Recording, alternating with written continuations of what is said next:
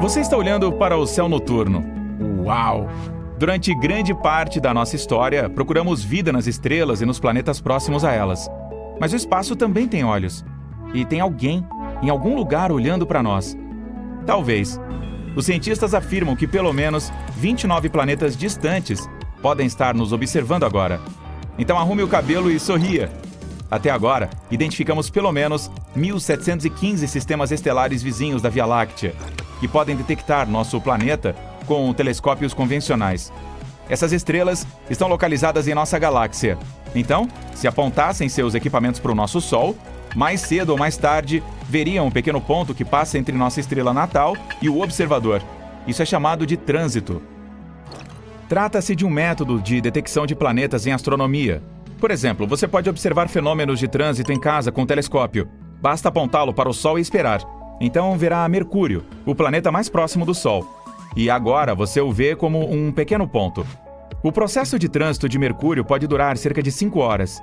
Esse fenômeno acontece cerca de 14 vezes em um século. O próximo será em 13 de novembro de 2032. Marque no seu calendário.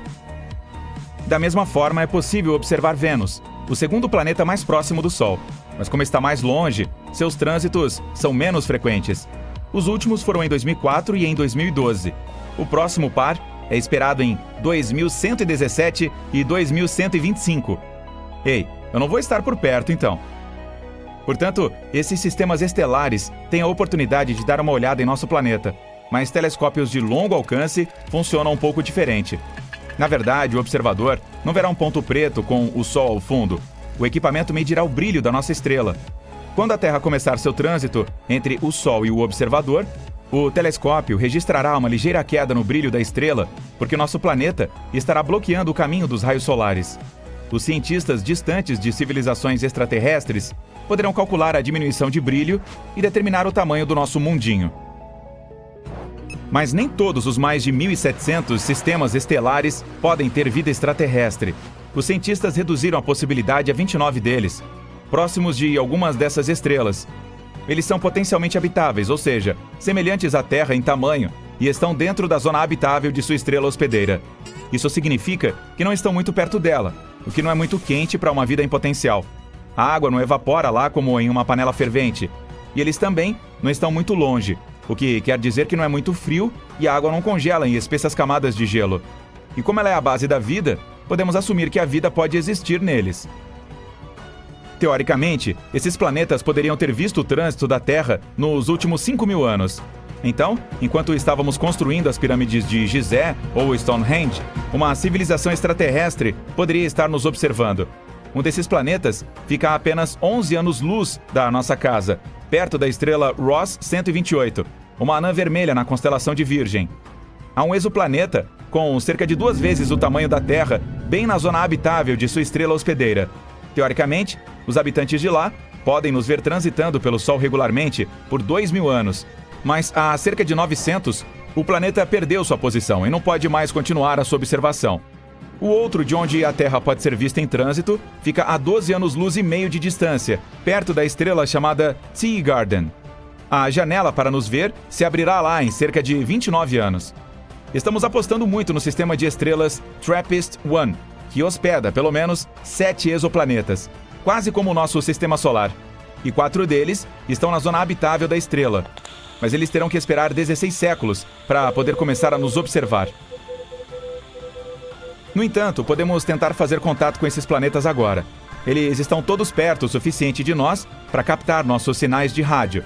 As ondas podem viajar pelo espaço à velocidade da luz, e a Terra emite sinais de rádio continuamente desde 1895. Então, somos como vizinhos barulhentos no espectro de rádio. Se houvesse um planeta em algum lugar com uma civilização inteligente a uma distância de até 125 anos-luz de nós, nosso ruído radiofônico já teria chegado lá. Um dos problemas é que levaria aproximadamente o mesmo tempo para obter uma resposta. O outro é se uma civilização usar o rádio por um período relativamente curto. Mas agora na Terra temos Bluetooth e fibra ótica como opções, exceto talvez por relatórios de trânsito. E com o tempo, todo o ruído de rádio que criamos simplesmente desaparecerá. Além disso, a comunicação por rádio assume que uma civilização extraterrestre é avançada o suficiente para usar essa tecnologia. Mas quem sabe, talvez, existam formas de vida no espaço que sejam realmente diferentes das nossas. Nossos sinais já poderiam ter chegado, mas seus habitantes simplesmente não seriam capazes de recebê-los. E no momento em que eles constroem antenas para receber o sinal, não as emitiremos mais. Mas não perdemos a esperança, e até enviamos sinais de rádio criptografados para o espaço para nos comunicarmos com civilizações extraterrestres. Em 1974, remetemos a mensagem de Arecibo para o espaço interestelar. Se alguma civilização puder decifrá-la, terá um retângulo como este. Ele tem todas as informações sobre a humanidade. No topo está o nosso sistema de números, então os números atômicos e o nosso DNA, retratado abaixo. Aí vem um ser humano, é claro, mas abaixo um diagrama do nosso sistema solar. A Terra, o terceiro planeta a partir do Sol, é ligeiramente elevada. É assim que a civilização extraterrestre entenderá de qual planeta essa mensagem veio. Na sequência, está um diagrama do próprio radiotelescópio Arecibo. Outra opção de como entregar uma mensagem para um planeta distante é literalmente mandar uma carta. Pode ser uma sonda espacial, e já fizemos isso.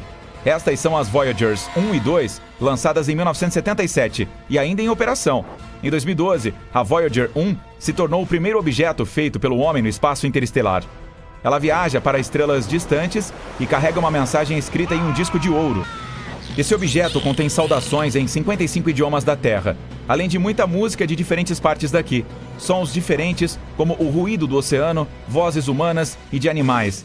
Além disso, há 116 imagens no registro, incluindo de pessoas e de paisagens da Terra. Também há informações sobre o Sol e nosso DNA. A caixa do disco contém instruções e uma agulha para reproduzi-lo. Ainda há um mapa dos pulsares da nossa galáxia para que astrônomos de uma civilização extraterrestre possam encontrar nosso sistema solar. A principal desvantagem de enviar uma mensagem dessa maneira é o tempo. A Voyager 1 chegará à sua primeira parada, a estrela Gliese 445, em 40 mil anos. A Voyager 2 alcançará a Ross 248 em 42 mil anos. E em cerca de 296 mil anos, passará por Sirius, a estrela mais brilhante do céu noturno. Mal posso esperar. Além disso, uma civilização extraterrestre pode nos detectar com cálculos e fórmulas. Basta uma pequena observação do Sol. Em sistemas estelares com planetas, a estrela hospedeira não fica parada. Ela gira em torno de uma pequena órbita, porque a estrela pesada atrai o planeta, mas este também tem sua própria gravidade e resiste. Isso a desloca um pouco e faz com que ela orbite ao redor. Uma civilização extraterrestre pode calcular essa mudança do Sol e determinar a massa dos planetas perto da estrela. Usando este método, os astrônomos conseguiram encontrar 548 exoplanetas. Suponha que tenhamos feito contato com uma civilização extraterrestre perto da estrela mais perto de nós, Próxima Centauri. De fato, há um exoplaneta lá, mas a radiação da hospedeira destruiria quaisquer formas de vida. Mas imagine se ainda tivermos um sinal de retorno. Seria a conversa mais lenta da história, porque nossa mensagem levaria 4,2 anos para chegar ao planeta. E teríamos que esperar outros 4,2 anos para obter uma resposta. E assim combinamos o encontro. Essa civilização não sabe como voar para o espaço. Então, temos que dar o primeiro passo. Embora a Próxima Centauri seja a estrela que fica mais perto do Sistema Solar, leva cerca de 73 mil anos para viajar para lá com o foguete convencional. Então, temos que aprender a nos deslocar à velocidade da luz. Mesmo assim, demoraria 4,2 anos para chegar. Imaginem se encontrássemos vida extraterrestre do outro lado da Via Láctea. Nossa galáxia tem 100 mil anos-luz de largura. Portanto, a jornada de ponta a ponta levaria 100 milênios. Então, temos que enganar as leis da física ou transferir toda a civilização humana para uma nave espacial gigante que viajará de estrela em estrela por milhares de anos. E quando for lançada da Terra, apenas os netos dos netos dos netos e várias gerações a mais de netos da primeira tripulação poderão ver outro sistema estelar da escotilha dessa nave. Ei, pode mover sua cabeça? Estou tentando ver através da janela. Nosso sistema solar pode ter mais alguns planetas na manga. Sabemos sobre 8 planetas oficiais, mas eles não são os únicos que sobreviveram à formação caótica do nosso sistema solar há 4,5 bilhões de anos. Os astrônomos dizem que existem 3 categorias de planetas no nosso sistema solar. Estamos na primeira, os 4 planetas telúricos ou sólidos que orbitam pacificamente o Sol. Eles estão localizados dentro do cinturão principal de asteroides que separa Marte de Júpiter, o qual está na categoria número 2. Esse é um grupo de planetas no sistema solar externo, com os gigantes gasosos. Esses planetas têm enormes quantidades de gelo e gás em torno do que os cientistas acreditam ser seus núcleos rochosos. O terceiro grupo fica além da área onde nossos planetas locais estão, em algum lugar além de Netuno. É o reino onde você encontrará planetas anões como Plutão, Eris e Sedna, e muitos corpos espaciais menores como cometas. Mas novas descobertas dizem que pode haver outra coisa à espreita no escuro, além de planetas anões e minúsculos corpos espaciais, talvez até um novo planeta. Modelos que os cientistas fizeram dizem que nosso sistema solar externo costumava ter um ou mais planetas rochosos do tamanho de Marte ou da Terra. Com o tempo, esses viajantes rochosos interagiram com os amplos campos de gravidade de nossos gigantes gasosos. Isso os jogou para uma órbita distante, longe do nosso bairro. A questão é, se um desses planetas do tamanho de Marte sobreviveu, poderia realmente estar em algum lugar lá fora. Os cientistas fizeram simulações para ver o que potencialmente aconteceu. Isso mostrou que na metade desses casos em que os planetas interagem com a gravidade dos gigantes gasosos, eles são jogados para o espaço interestelar. Na metade restante, há este único planeta nômade em uma órbita semelhante às que os objetos do cinturão de Kuiper estão seguindo. Só resta uma coisa a fazer agora: encontrá-lo. Os astrônomos encontraram o planeta mais solitário do universo. Eles estavam tentando encontrar estrelas anãs marrons distantes, ou estrelas fracassadas, aquelas que nunca se tornam maciças o suficiente para começar a brilhar. As estrelas nascem com grandes massas, o que significa que também têm forte autogravidade. A estrela se aperta sobre si mesma. Isso causa altas temperaturas internas e permite que a estrela brilhe. Mas em vez disso, eles encontraram um solitário interestelar. O planeta tem entre 50 e 120 milhões de anos e tem uma temperatura superficial de 400 graus Celsius. Comparando com as estrelas, isso é frio. No início, os cientistas acreditavam que poderia ser uma estrela anã marrom, mas se fosse isso, deveria ser muito mais antigo. Esse planeta sem estrelas flutua pelo espaço, passando a apenas 130 anos-luz de distância do nosso planeta. A nossa galáxia Via Láctea tem 1000 anos-luz de largura, então isso é relativamente próximo. O viajante solitário é, na verdade, um gigante gasoso 4 a 7 vezes maior que Júpiter. Talvez tenha sido expulso de seu próprio sistema solar por causa de forças gravitacionais, ou entrado na órbita de outro planeta, ou foi formado longe de sua estrela-mãe. Muito além de Plutão, na borda do nosso sistema solar, há um corpo espacial tão grande quanto ele, mas um pouco mais frio e muito mais denso. Provavelmente é um grande corpo rochoso coberto por um manto gelado fino. É o planeta anão Eris. Tanto Plutão quanto Eris ocupam o cinturão de Kuiper, que é o anel distante repleto de corpos espaciais gelados que fica além de Netuno. Um dia lá dura 25,9 horas, bem parecido com a Terra. Mas Eris circunda o nosso Sol a uma distância 3 vezes mais longe do que Plutão, o que significa que seu ano é bastante longo, o equivalente a 557 anos terrestres. Eris tem uma superfície brilhante e gelada. É um dos corpos mais reflexivos do nosso sistema solar. Ele rebate mais de 95% da luz que o atinge. Em algum lugar lá fora, ainda mais longe, há um super Saturno, muito maior que Júpiter ou Saturno. É um exoplaneta, o que significa que é um planeta que orbita uma estrela diferente do nosso Sol. O super Saturno está a 434 anos-luz de distância da Terra. É o único exoplaneta que conhecemos com anéis semelhantes a Saturno. Na verdade, tem um enorme sistema de anéis, 200 vezes maior que os anéis de Saturno. Existem mais de 30 anéis, cada um deles com dezenas de milhões de quilômetros de diâmetro. Existem lacunas nos anéis, o que significa que pode haver alguns satélites interessantes, exoluas, ao redor. Se esse super Saturno pudesse trocar de lugar com nosso Saturno regular, seus anéis certamente dominariam o nosso céu. Você poderia olhar para cima e vê-los facilmente. A vista seria incrível, porque eles pareceriam muito maiores do que uma lua cheia. Os cientistas encontraram milhares de planetas fora do nosso sistema solar. Alguns são densos como ferro, enquanto outros são aerados e leves. E depois tem o Waterworld, um mundo maior que a Terra e menor que Urano, a 40 anos-luz de distância de nós. É um planeta aquoso cercado por uma atmosfera espessa, 2,7 vezes o diâmetro da Terra e quase 7 vezes mais pesada que a do nosso planeta natal. O planeta provavelmente foi formado em algum lugar mais longe de sua estrela, onde havia muito gelo de água, mas depois migrou para onde está hoje. A sua temperatura superficial é de 230 graus Celsius, o que é muito quente para abrigar vida como na Terra. Ele também tem muito menos rocha e muito mais água do que o nosso planeta. Imagine um planeta sem terra, mas apenas oceanos intermináveis cobrindo toda a sua superfície. Altas pressões e temperaturas formariam coisas como água superfluida ou gelo quente, alguns materiais bastante exóticos que não podemos ver no nosso planeta. Gliese 436b é um exoplaneta do tamanho de Netuno a 30 anos-luz de distância do nosso planeta. Ele faz uma órbita completa em torno de sua estrela em pouco mais de 2 dias. Esse planeta desafia as leis da física. Ele orbita sua estrela, que é menor, mais fria e menos luminosa que o nosso Sol, a uma distância 15 vezes mais próxima do que Mercúrio está do Sol. Quando normalmente pensamos em gelo, imaginamos um cubo congelado, talvez em um copo de suco. Mas esse planeta tem uma superfície gelada, embora a temperatura lá seja de 526 graus Celsius. Essa temperatura está muito acima do ponto de fusão, mas o gelo permanece sólido e pode queimar de tão quente. Isso acontece por causa da gravidade muito forte. Ela comprime o vapor de água na atmosfera em gelo sólido. A pressão aqui não permite que o gelo derreta, não importa o quão quente seja a superfície. Agora imagine estar em um planeta misterioso e, de repente, começa a chover safiras e rubis.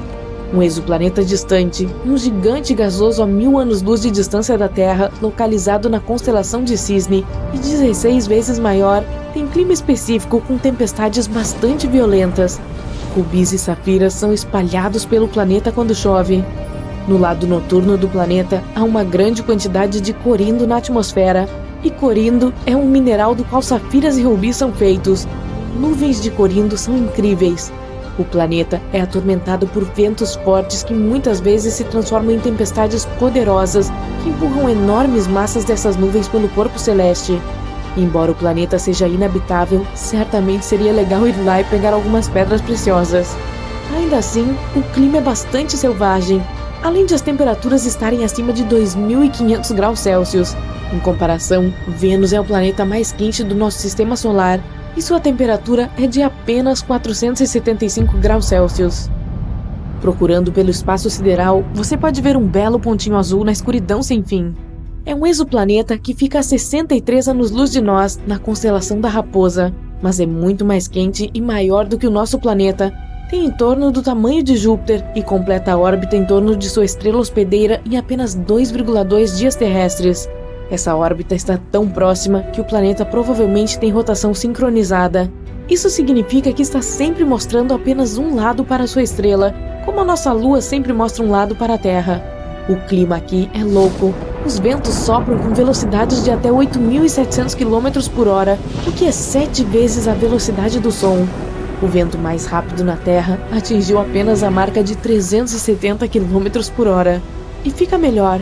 A chuva aqui não é feita de água, mas de vidro fundido. As nuvens são feitas de átomos e partículas de silicato. Eles são os elementos-chave que dão ao planeta sua cor azul cobalto e não o reflexo dos oceanos, como é o caso da Terra. A Terra costumava ser roxa. Hoje, mesmo quando você olha para o nosso planeta do espaço, vê muito verde. O verde que vemos na natureza está lá devido à fotossíntese, o processo em que as plantas transformam a energia proveniente do Sol na energia de que precisam para viver e produzir oxigênio para nós. A parte principal do processo que dá às plantas a cor verde é o pigmento de clorofila. Há muito tempo, em vez de clorofila, havia uma molécula chamada retinal. Seus pigmentos absorvem luz amarela e verde e a transformam em vermelho e azul, então a Terra era mais roxa. E por último, há um planeta rosa longe de nós, 4 vezes mais massivo que Júpiter. É um exoplaneta recém-formado, com cerca de 160 milhões de anos. Para comparação, a Terra tem 4,5 bilhões de anos. Se pudéssemos ir até lá, veríamos um mundo incrível que brilha do calor de sua formação. Tudo ao seu redor seria magenta colorido. Por milhares de anos, as pessoas conheciam apenas os planetas Mercúrio, Vênus, Marte, Júpiter e Saturno, que podiam ser vistos por meio de telescópios simples ou até mesmo a olho nu, se as condições fossem boas. Mas, no final do século XVIII, um famoso astrônomo, William Herschel, descobriu um novo planeta de cor azul gelada. No início, as pessoas pensaram que se tratava de uma estrela, mas depois perceberam que era um planeta. Hoje, o conhecemos como Urano, que está mais de 19 vezes mais distante do Sol do que a Terra. É tão longe que leva 84 anos para completar uma volta ao redor do Sol. Esse astrônomo também descobriu muitas outras coisas interessantes no espaço, como estrelas duplas e nebulosas. Em meados do século XIX, os cientistas notaram que algo puxava Urano e estranhamente atraía sua órbita. Eles pensaram que deveria haver outro planeta por lá e usaram a matemática para prever onde ele estaria. Finalmente, em 1846, encontraram Netuno com o auxílio de um telescópio. Ele era muito tênue para ser visto a olho nu porque estava muito distante do Sol. Era tudo muito empolgante. Quem sabe quantos outros planetas poderiam estar lá à espreita na escuridão do nosso sistema solar? Em meados de 1800, os astrônomos notaram que algo incomum estava acontecendo no céu. Um planeta pequeno e rochoso chamado Mercúrio estava se comportando de forma estranha. Ele não seguia a órbita previsível que se esperava. Um dos astrônomos era um brilhante cientista francês, Urbain Le Verrier.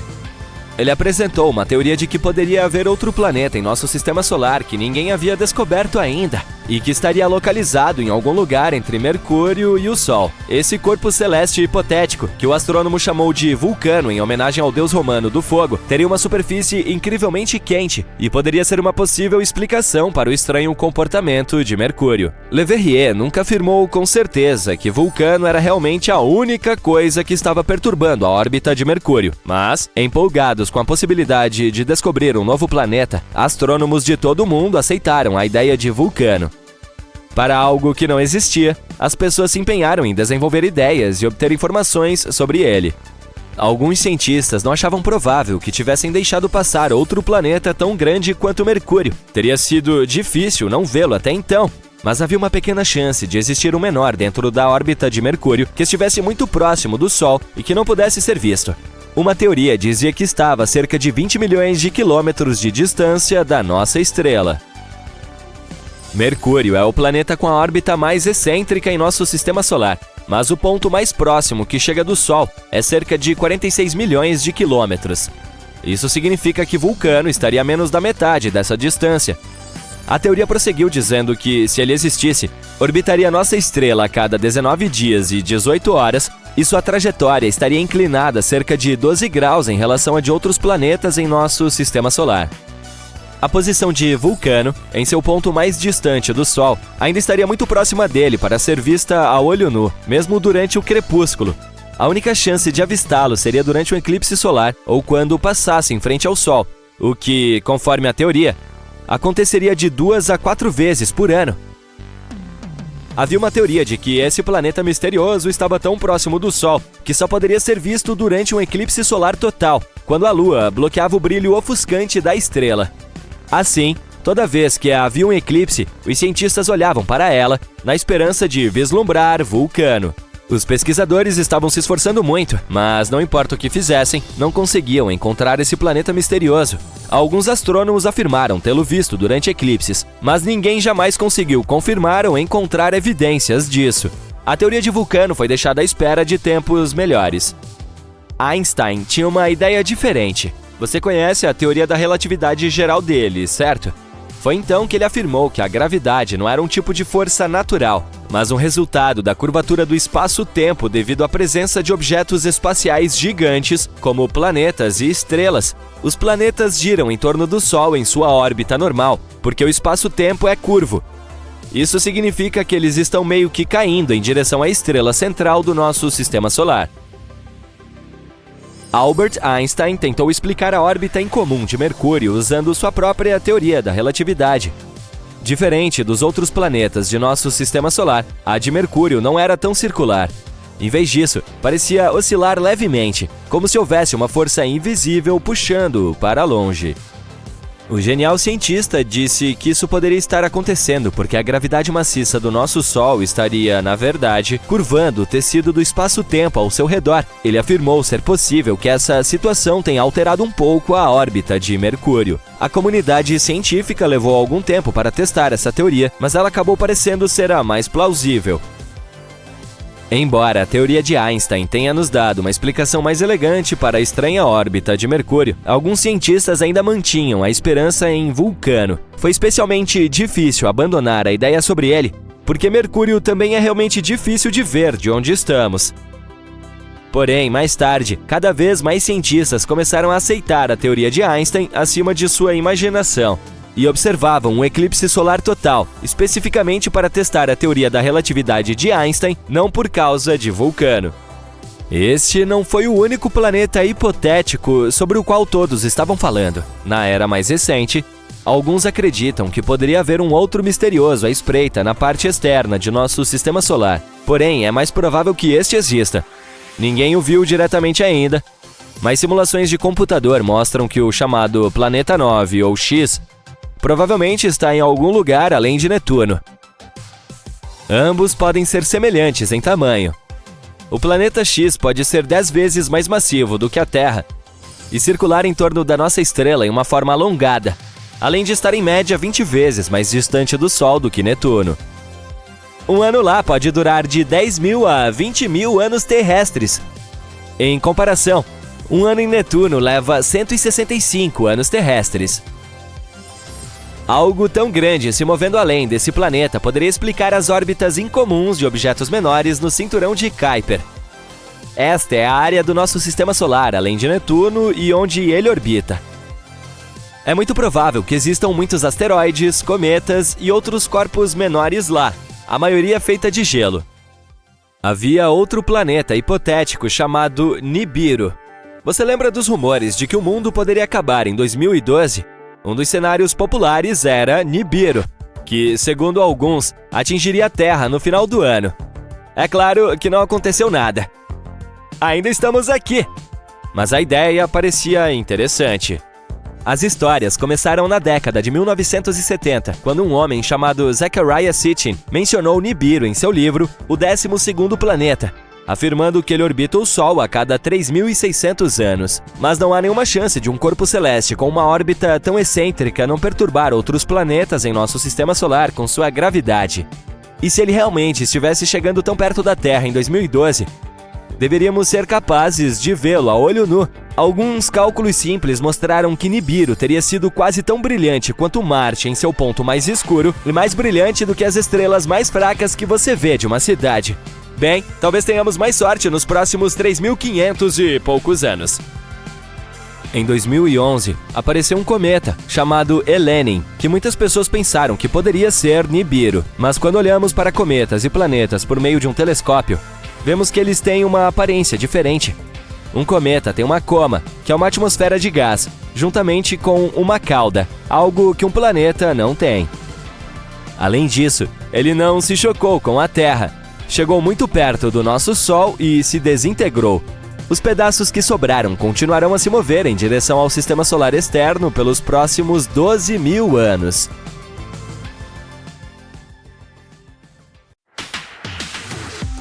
Em breve poderemos começar a construir muitas coisas na Lua. Tudo porque a missão lunar da Índia chamada Chandrayaan-3 detectou recentemente enxofre perto do polo sul da Lua. Esse elemento químico pode ser extremamente útil para a criação de infraestrutura em nosso satélite. É a primeira vez que esse elemento químico é descoberto no satélite natural da Terra. Esse elemento tão procurado é encontrado principalmente perto dos vulcões da Terra. Seu aparecimento na Lua diz muito sobre o histórico vulcânico do satélite e suas condições atmosféricas passadas. O rover da missão detectou esse elemento químico menos de uma semana depois de aterrissar a cerca de 70 graus do polo sul da Lua, no dia 23 de agosto de 2023. Esse pouso histórico na superfície lunar fez da Índia o quarto país a pousar com segurança uma missão na Lua. É também a primeira espaçonave a aterrissar tão perto do polo sul do nosso satélite. Essa é uma área de importância estratégica, pois acredita-se que abrigue depósitos de gelo de água. Se isso for verdade, futuras missões poderão colher e transformar esse gelo de água em água potável, ou até mesmo em combustível para foguetes. Durante 2 semanas, o módulo de pouso realizou coletas de dados, concentrando-se principalmente na análise do solo lunar e de sua atmosfera extremamente fina. Enquanto isso, o rover Pragyan, movido à energia solar, iniciou sua busca para encontrar água congelada na Lua. Quanto ao módulo de pouso, ele demonstrou outra façanha incrível no dia 3 de setembro. A espaçonave acionou seus motores e se elevou cerca de 41 centímetros no ar. Em seguida, deu um pequeno salto para aterrissar entre 30 e 40 centímetros de distância da sua posição original. Na verdade, isso é muito importante. Conseguir fazer com que um módulo de pouso retorne à superfície da Lua é essencial para missões futuras, mostrando que eles podem devolver com segurança amostras do solo ou até mesmo astronautas de volta para casa após uma missão lunar. Em setembro, a espaçonave indiana foi colocada em modo de suspensão. A noite lunar, com duração de 14 dias, estava se aproximando e a espaçonave não foi projetada para coletar dados científicos durante esse período. Até o momento, ficamos sabendo de algumas descobertas importantes da missão. Uma delas está relacionada à medição da temperatura da camada superficial do solo da Lua em diferentes profundidades. Curiosamente, a superfície do satélite nessa região se mostrou mais quente do que o esperado. Acreditava-se que a temperatura poderia estar entre 20 e 30 graus Celsius na superfície, mas ela estava em torno de 70 graus Celsius, muito mais quente do que se imaginava. A outra descoberta indica a presença de vários elementos químicos, inclusive oxigênio. Além disso, os dados recebidos da sonda confirmam a presença de alumínio, cálcio, ferro, titânio, silício e outros elementos químicos na superfície lunar próxima ao Polo Sul. O rover também usou instrumentos especiais projetados para medir tremores e ruídos sob a superfície lunar para detectar alguma atividade sísmica. Isso nos leva de volta ao enxofre identificado graças ao espectroscópio do rover. Atualmente, os cientistas estão trabalhando para descobrir se esse elemento se formou na superfície de forma natural ou se é resultado de atividade vulcânica ou de uma queda de meteoro. Outra coisa surpreendente encontrada na Lua é uma rocha. E ela pode ser a mais antiga rocha terrestre conhecida. Uma lasca de 2 centímetros de largura, incluída em uma grande coleção de rochas trazida ao nosso planeta pelos astronautas da Apollo, pode ser, na verdade, um fragmento da Terra com 4 bilhões de anos. Essa descoberta pode nos ajudar a traçar um quadro melhor do intenso impacto que a Terra primitiva sofreu no início de sua vida. Poderia ser assim. Logo depois que a rocha se formou, um impacto de asteroide pode tê-la lançado da Terra. Naquela época, o satélite do nosso planeta estava 3 vezes mais próximo da Terra do que está hoje. A colisão foi tão forte que esse pedaço de rocha terrestre encontrou seu caminho para a Lua. Mais tarde, esse fragmento foi engolido por uma brecha lunar, um tipo heterogêneo de rocha. Por fim, a rocha foi trazida de volta para casa, para a Terra, pelos astronautas da Apollo 14. Embora os cientistas já tivessem encontrado meteoritos provenientes de Marte e da Lua, essa foi a primeira vez que uma rocha da Lua se revelou ser um meteorito terrestre. Eles também descobriram que a rocha havia se formado em um ambiente rico em água, em temperaturas e pressões correspondentes às de cerca de 19 quilômetros abaixo da superfície do nosso planeta. Em 19 de dezembro, a missão Chang'e 4 da China fez história ao aterrissar no lado oposto da Lua. O rover da missão ajudou os pesquisadores a visualizar estruturas escondidas nas profundezas da superfície do satélite, revelando bilhões de anos de história lunar. O rover Yutu-2 fez essa descoberta com a ajuda de seu radar de penetração lunar. Ele fez imagens nas profundezas da superfície da Lua e ouviu os ecos do som que se refletiam nas estruturas ocultas sob a superfície lunar. Descobriu-se que essas estruturas estavam descansando em profundidades de quase 300 metros. A pesquisa sugere que os primeiros 40 metros abaixo da superfície são compostos de camadas de poeira, solo e rochas. Os instrumentos também descobriram uma cratera oculta que deve ter se formado depois que um grande objeto se chocou contra a superfície da Lua. Há muito tempo, é provável que lava antiga estivesse fluindo nas profundezas do subsolo. Os pesquisadores acreditam que as rochas quebradas ao redor da formação podem ser detritos produzidos pelo impacto. Eles também descobriram que as camadas de rocha vulcânica eram mais finas quanto mais próximas estavam da superfície. Essa variação na espessura dos fluxos de lava pode significar uma diminuição no número e na magnitude das erupções ao longo do tempo. Portanto, a atividade vulcânica lunar diminuiu gradualmente desde a formação da Lua, há cerca de 4 bilhões e meio de anos. No lado mais distante da Lua está uma das maiores e mais antigas crateras de impacto em nosso sistema solar, a bacia do Polo Sul Aitken. Infelizmente, da Terra só é possível ver sua borda externa, que parece uma gigantesca cadeia de montanhas. É uma enorme depressão de 13 quilômetros de profundidade, que se estende por aproximadamente 2.500 quilômetros de diâmetro e cobre 1/4 da superfície lunar. Os astrônomos têm certeza de que essa cratera surgiu quando um asteroide colidiu com a Lua há cerca de 4 bilhões de anos. E agora olhe para este gigantesco pedaço de metal do tamanho de 4 estados de Connecticut. Quanto ao seu peso, basta dizer que o número contém 18 zeros. Essa massa misteriosa está escondida a cerca de 290 quilômetros abaixo da superfície da Lua, em algum lugar no meio da bacia do Polo Sul Aitken. Ele foi descoberto quando o GRAIL, sigla em inglês para a missão Gravity Recovery and Interior Laboratory da NASA, coletou dados sobre nosso satélite natural. Ao examinar essas informações, os cientistas notaram que em um local da superfície da Lua havia uma estranha mudança na gravidade. Depois de pesquisar esse fenômeno, eles concluíram que algo misterioso estava pesando sobre o piso da bacia. Até o momento, os pesquisadores ainda não descobriram a origem do caroço bizarro, mas há várias teorias. Uma delas afirma que o achado é um pedaço de óxido denso que apareceu quando a Lua estava apenas tomando sua forma. Naquela época, o satélite ainda estava coberto por antigos oceanos de magma, e o caroço poderia ter sido formado nos estágios finais de seu resfriamento. Entretanto, a maioria dos cientistas apoia outra teoria, segundo a qual a massa integrante é uma parte do asteroide gigante que criou a bacia do Polo Sul Aitken. Como o artefato é metálico, provavelmente é o núcleo de ferro-níquel do asteroide. Pode haver um labirinto de tubos de lava na Lua. Não faz muito tempo, os astrônomos receberam os resultados da topografia subterrânea e descobriram uma enorme caverna sob a superfície do satélite natural da Terra. Ela pode ser o resultado da atividade vulcânica lunar que ocorreu há mais de 3 bilhões de anos. Os fluxos de lava endureceram, criando uma crosta espessa e dura na parte externa. Mas por dentro ela continuava fluindo, derretendo a rocha e criando túneis e cavernas. Diversos pequenos buracos na superfície da Lua descobertos pela NASA parecem ser as aberturas para esses tubos de lava. Se essa teoria for confirmada, os túneis subterrâneos poderão servir não apenas como um local conveniente para missões espaciais com tripulação humana, mas também como fontes de água muito necessárias para os astronautas.